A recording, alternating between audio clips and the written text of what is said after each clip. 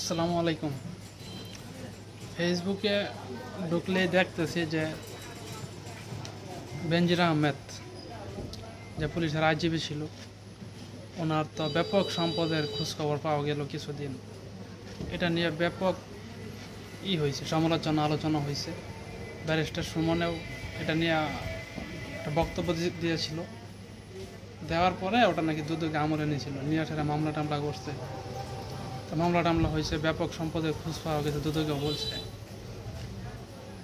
তো ওনার হয়েছে, হাইকোর্ট থেকে রায় হয়েছে যে ওনার সকল সম্পত্তি জব্দ করা হবে। হ্যাঁ, জব্দ করার জন্য আইন নোটিশ দেওয়া হয়েছে। কিন্তু দুঃখের বিষয় যে আজকে আবার নিউজ দেখলাম যে ওই সম্পত্তি জব্দ করার আগেই, মানে ব্যাংক অ্যাকাউন্ট যা ছিল ওইগুলা থেকে সমস্ত টাকা পয়সা সে উঠায় নিয়ে নিছে আর কি। মানে এখন জব্দ করবে কি খালি অ্যাকাউন্ট, মানে যেগুলোতে কোনো টাকা পয়সা নাই আর কি। আর আজকে সরকার দলের লোকজন তা বলতে বলে।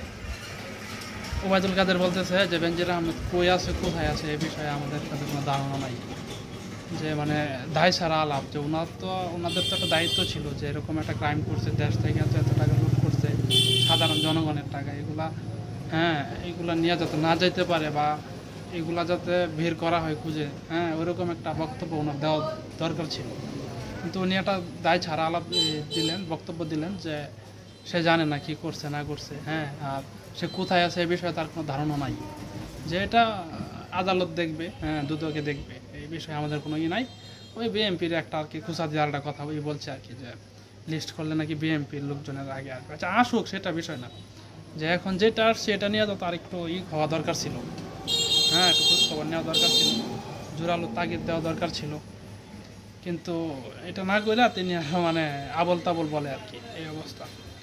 আর আরেকটা বিষয় হচ্ছে যে মালয়েশিয়াতে বন্ধ হয়ে যাচ্ছে আর কি, শ্রমবাজার বন্ধ হয়ে যাচ্ছে, যে আজকে লাস্ট ডেট যাওয়ার আর কি। তো অনেক শ্রমিকের ভিসা পাস হয়ে আছে, ভিসা টিসা হয়ে আছে, এখন টিকিট কাটবে চলে যাবে, কিন্তু এখন শেষ মুহূর্তে আইসা টিকিট পাইতেছে না। কি একটা অবস্থা, টিকিট পাইতেছে না।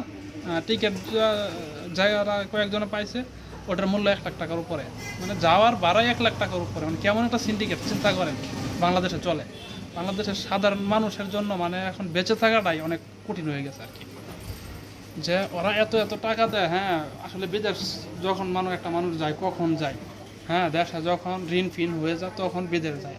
আর ঋণ ফিন কইরা, সুদি দেনা কইরা, জমি বন্ধক দিয়ে বিক্রি কইরা, বিচার ইচ্ছা করাইছে। এখন সব কিছু আগে হয়েছে, টিকিট কাটতে গেছে, টিকিট নেই। টিকিট নাই, আছে কালো বাজারে টিকিট আছে, ওটা 1 লাখ টাকার উপরে। গরিবের টাকার কোনো মায়া নাই, গরিবের টাকার কোনো মায়া নাই। গরিবের কষ্ট কেউ দেখে নাই বাংলাদেশে। বাংলাদেশটা একদম শেষ হয়ে গেছে। এমন অবস্থা হয়েছে, যারা খাইতেছে শুধু তারাই খাইতেছে, তারাই বড় লোক হইতেছে, তারাই টাকাওয়ালা হইতেছে। আর গরিব, গরিব থেকে আরও নিম্ন গরিব হইতেছে। মানে অবস্থা খুবই খারাপ, বলে মানে বোঝানোর মতো অবস্থা নাই। এটা একমাত্র যে ভুক্তভোগী সেই বুঝতেছে এটার কষ্টটা।